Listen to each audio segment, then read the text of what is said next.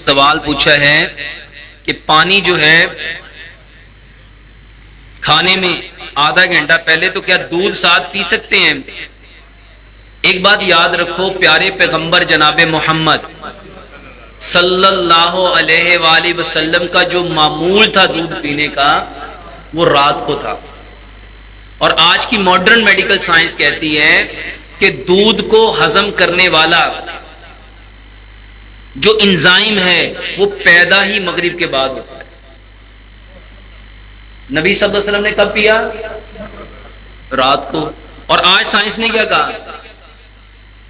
اگر آپ تاریخ پڑھو گے تو صرف 5 یا غالباً 6 موقع ایسے آتے ہیں جب نبی صلی اللہ علیہ وسلم نے دن کو دودھ پیا، ورنہ آپ کا معمول تھا کہ دودھ رات کو پیتے تھے۔ تو ہمیں بھی پیارے پیغمبر جناب محمد صلی اللہ علیہ وآلہ وسلم کے طریقے کے مطابق رات کو ہی پینا چاہیے۔ اگر دن میں کبھی مجبوری سے پینا پڑ جائے تو اس کو آپ کھانے کے ساتھ نہ پیو، کیونکہ دودھ ایک مکمل غذا ہے، اور اس کو سمجھ لو کہ دودھ کو ہضم کرنے کے لیے جو انزائم چاہیے وہ گندم کو ہضم کرنے والے کے لیے نہیں چاہیے، کیونکہ دودھ فیٹ ہے، اور فیٹ کو ہضم کرنے کے لیے اور سیکریشن چاہیے، گندم کو ہضم کرنے کے لیے اور سیکریشن چاہیے، تو اس لیے ان دونوں کو ساتھ نہیں لینا چاہیے۔